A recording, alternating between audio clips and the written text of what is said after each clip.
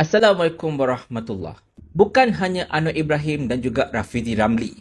Kini Timbalan Menteri Kewangan Ahmad Maslan juga masuk campur menjelaskan tentang justifikasi mengapa kerajaan tidak membenarkan pengeluaran khas KWSP untuk kali yang kedua. Alasannya, kalau dibenarkan keluar nanti, habislah simpanan orang-orang kita.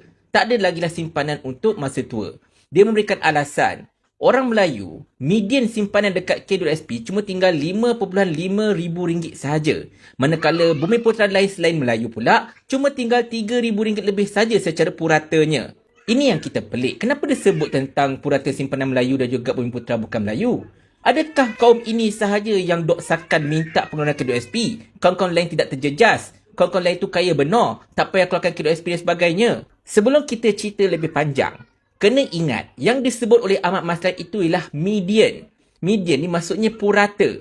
Purata ni maksudnya ialah simpanan beberapa juta orang, pencarum sebagainya, dicampur-campur-campurkan dan dibahagikan dengan jumlah pencarum, dapatlah jumlah median. Jadi, tidaklah bermaksud simpanan orang Melayu itu sebagai contohnya, masing-masing tinggal RM5,500. Tidak. Ada yang menyimpan lebih daripada RM10,000. Ada yang baki je masih lagi lebih daripada RM100,000 pun. Ada yang baki tinggal RM2,000-RM3,000. Jadi, tuan-tuan dan puan sekalian, bila cerita tentang median ini tidak memberikan gambaran yang sebenar. Ada di antara pencarum-pencarum itu sudah tidak lagi mencarum dalam KWSP. Ataupun ada di antara mereka yang mencarum sedikit sangat dan kemudian tidak lagi memilih untuk mencarum. Dan majoriti yang masih lagi ada baki dalam KWSP ialah mereka yang masih lagi bekerja. Bermaksud mereka ini masih lagi mencarum setiap bulan. Jadi, sekiranya kalau dikeluarkan sedikit pun simpanan mereka itu untuk kegunaan mereka secara emergensi pada ketika ini, ianya tidak akan menyebabkan mereka kehilangan duit pada hari tua. Sebab mereka akan tetap mencarum setiap bulan. Saya dah terangkan pada video saya semalam. Kalaulah orang itu mengeluarkan RM10,000 simpanan KWSP-nya, dia hanya memerlukan 4 tahun 2 bulan saja caruman sebanyak RM100 setiap bulan untuk memastikan dia dapat kembali jumlah caruman RM10,000 tersebut. So, tak ada masalah sebenarnya untuk membenarkan pencarum mengeluarkan caruman mereka. Dan perlu juga kita ingatkan, tidak semua pencarum itu sekarang ini masih bekerja. Ada yang sudah tidak bekerja dan memerlukan duit segera untuk buat modal berniaga, untuk bayar hutang, untuk cover apa yang patut. Dan mereka ini dah tak peduli dah pasal simpanan hari tua. Mereka mahu guna duit itu sekarang untuk kelangsungan hidup mereka. Nak mula berniaga dan sebagainya. Jadi, berilah sahaja keizinan untuk mereka mengeluarkan duit mereka. Tak ada masalah pun. Dan seperti mana saya telah terangkan semalam, saya telah berikan satu formula.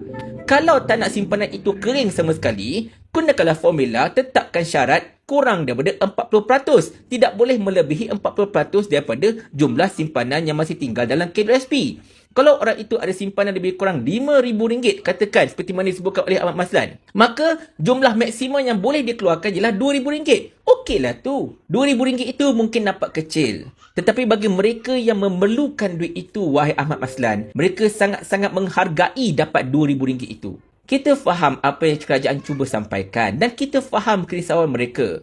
Tetapi pada ketika ini, rakyat sedang hendak kembali bernafas selepas terpaksa mengikat perut dan juga mengharungi onak duri sepanjang PKP dan juga pandemik COVID-19. Jadi sekiranya kalau rakyat mahu mengeluarkan duit mereka dalam KWSP, benarkan sahaja. Tetapkanlah syarat seperti mana yang saya cadangkan tersebut. Dan seandainya kalau Kerajaan Pakatan Harapan Barisan Nasional ini berjaya memacu ekonomi ke arah yang lebih baik dan berjumpa dengan satu formula untuk membantu rakyat, tidak ada masalah. Teruskan sahaja dengan formula anda tersebut. Tetapi orang nak cerita sekarang. Orang nak raya, nak buka sekolah, hutang banyak lagi tak bayar, nak modal berniaga, macam-macam benda yang mereka perlukan duit itu sekarang. Kalau anda boleh buat macam Muhyiddin dulu, berikan penjana ke dan sebagainya, berikan prihatin, bantuan prihatin semua tu, kan, one off bantuan 500, 1000, 2000 dan sebagainya, tak ada masalah. Tapi masalahnya anda tak bagi apa-apa. Dahlah penjawat awam pun anda bakal nak kurangkan. Dahlah elang penjawat awam pun anda hendak potong. Takkan duit KWSP rakyat pun anda nak sekat. Allahu Akbar. Kerajaan apalah anda ni masalahnya. Tolong, for once, fikirkan berkenaan dengan rakyat pada ketika ini. Kalau you ada formula lain pada masa akan datang, tak ada masalah. Teruskan dengan formula tersebut. Tetapi, macam yang saya katakan, we need the money here and now. Assalamualaikum warahmatullahi